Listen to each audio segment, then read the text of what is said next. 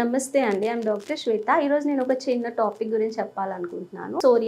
Psoriasis అంటే common గా ఏమనుకుంటుంటారంటే చర్మం అనేది పొట్టుగా లేచిపోతూ ఉంటుంది, చర్మం మొత్తం పొడి బారినట్టుగా ఉంటుంది అన్నట్టుగా అనుకుంటుంటారు. కానీ సోరియాసిస్ లో చాలా రకాలు ఉంటాయండి. లైక్ దీంట్లో మనం పామోప్లాంటార్ సోరియాసిస్, ఇది ఏంటి అంటే కాళ్ళు చేతులు విపరీతంగా పగుళ్లతో ఉంటుంది, క్రాక్స్ వస్తూ ఉంటుంది, దాంట్లో నుంచి బ్లడ్ కూడా వస్తుంది. యూజువల్ గా చూసినట్టుగా అయితే నాకు రీసెంట్ గా ఒక కేసు వచ్చింది. ఒక లేడీ అన్నమాట, తను ఒక 50 years ఓల్డ్ లేడీ, చాలా ఇంట్లో పనులు చేసుకుంటూ అలసిపోయి ఒక హౌస్ వైఫ్. తను ఏంటి అంటే కాళ్ళు పగిలి ఎక్కువగా అంటే వాటర్ లో ఎక్కువగా నానటం వల్ల, సబ్బులో ఎక్కువగా ఉండటం వల్ల నాకు ఇలా పగుళ్ళు అవుతున్నాయి అని అనుకుందే తప్పించి తనకి అది సోరియాసిస్ అని అర్థం అవ్వలేదు. లైక్ తనకి కాళ్ళు పగుళ్ళన్నీ మా దగ్గరికి రావటం జరిగింది. తనని కంప్లీట్ గా స్టడీ చేసి ఇది సోరియాసిస్ అమ్మా, ఇది ఆటో ఇమ్యూన్ ద్వారా వచ్చే డిజార్డర్, దీనికి కంప్లీట్ గా ట్రీట్మెంట్ తీసుకోవాల్సి ఉంటుంది, అలాగే జాగ్రత్తలు కూడా తీసుకోవాల్సి ఉంటుంది. లైక్ ఫుడ్ పరంగా కానివ్వండి, వాటర్ ఇంటేక్ లో కానివ్వండి, ఇవన్నీ కూడా జాగ్రత్తలు తీసుకోకపోతే అది ఇన్ఫెక్షన్ లాగా మారే అవకాశం ఉంటుందండి. మమ్మల్ని అప్రోచ్ అయినప్పుడు మేము తనని కంప్లీట్ గా స్టడీ చేసి తనకి ట్రీట్మెంట్ ఇవ్వటం జరిగింది. లైక్ తను ఫస్ట్ నుంచి కూడా అది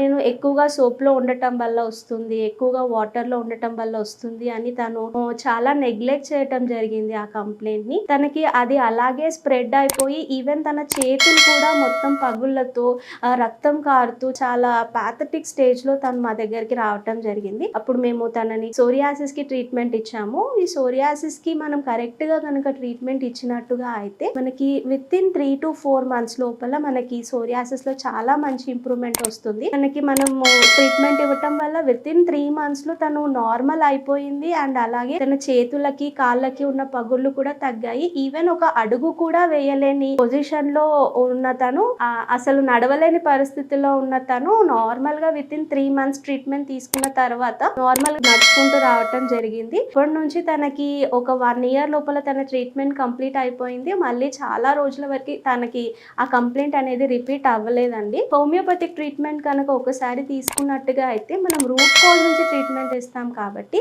మళ్ళీ రిపీట్ అయ్యే ఛాన్సెస్ అసలు ఉండవండి. కంప్లీట్ గా డిజీజ్ అనేది ఎరాడికేట్ అయిపోతూ ఉంటుంది. సోరియాసిస్ అనేది ఒక ఆటో ఇమ్యూన్ డిజీజ్ అండి. ఇది ఒక్కోసారి అలర్జిక్ రియాక్షన్స్ తో కూడా కలిసి మనకి మిమిక్ చేస్తూ ఉంటుంది.